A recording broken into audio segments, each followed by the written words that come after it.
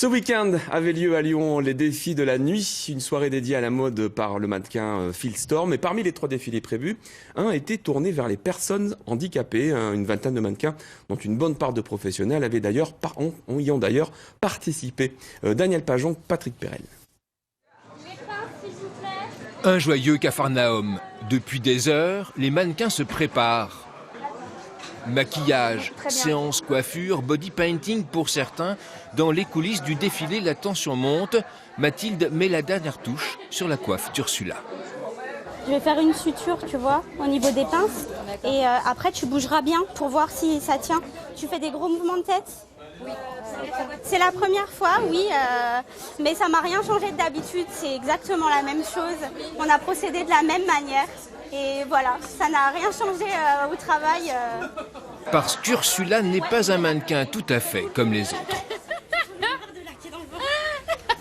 Elle a perdu ses bras, un accident dans le métro. Quand son métier de comédienne lui en laisse le temps, elle fait des défilés.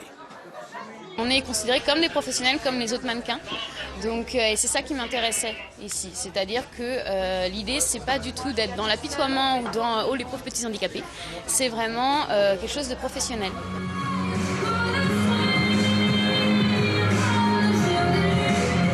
On va donner le meilleur de nous-mêmes. Il y aura peut-être des couacs, des loupés, mais tant mieux, c'est ça l'événementiel. Donc je vous souhaite bonne chance. Dans moins d'une demi-heure, c'est le défilé. Pour Magali, il est largement temps de passer son modèle de créateur.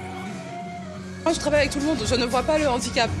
Sauf, le seul moment où je vais peut-être voir le handicap, c'est quand je vais habiller peut-être la personne, où je vais me dire, ah ben tiens, la jupe, elle ne peut pas être mise comme ça, par rapport, c'est une question technique. Donc, à ce moment-là, je vais m'adapter.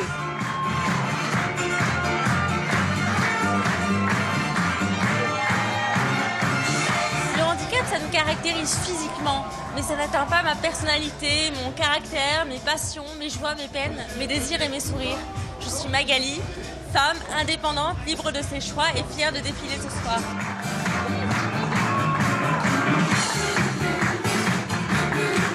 Et même quand c'est beau, quand l'ambiance est à son comble, la vérité parfois dure.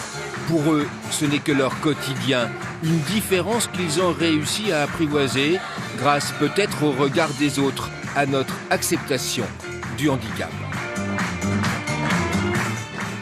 Et c'est la fin de ce journal. Merci de votre fidélité. On se retrouve un petit peu avant 19h pour le 19-20 pour un nouveau point sur l'actualité.